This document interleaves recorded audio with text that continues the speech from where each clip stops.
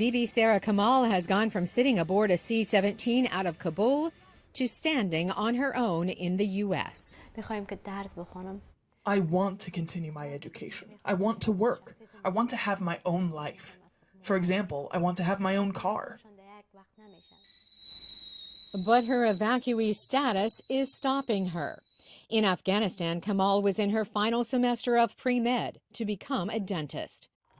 Her journey to the United States resulted in a 2-year temporary status. She's known as a parolee, not a refugee. That means she receives no benefits and is not allowed to work or attend school for 2 years.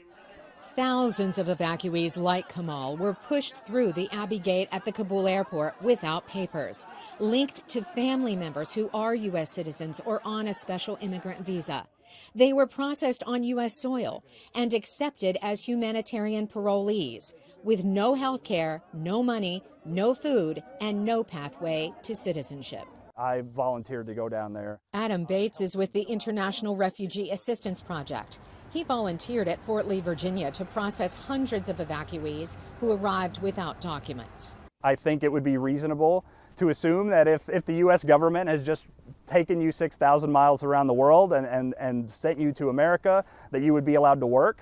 But that's not the case. That worries Andrew Arthur of the Center for Immigration Studies, who spoke to VOA on Skype. Anybody who's in this country who doesn't have a means of support is probably going to turn to the underground economy or alternatively turn to crime in order to replicate their existence here. The solution could be federal dollars. The Biden administration is asking Congress for more than $6 billion for the overseas processing, vetting, and resettling of Afghans. An NPR survey shows a majority of Americans support admitting Afghans into the U.S. But of those opposing resettlement, 2 out of 3 said the U.S. cannot afford to support more refugees. Republican legislators like Senator Ron Johnson say the emphasis should be on background checks. They might be on a terror watch list or something. That's going to be a real problem for us because we've already granted them legal rights here in this country. Back in Virginia, Kamal is learning about American culture and its electronic advances.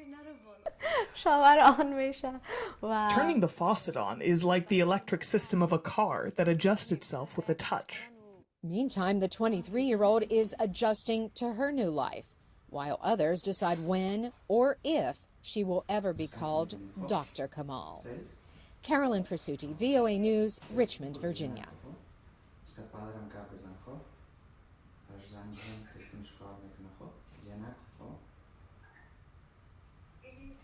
Seis.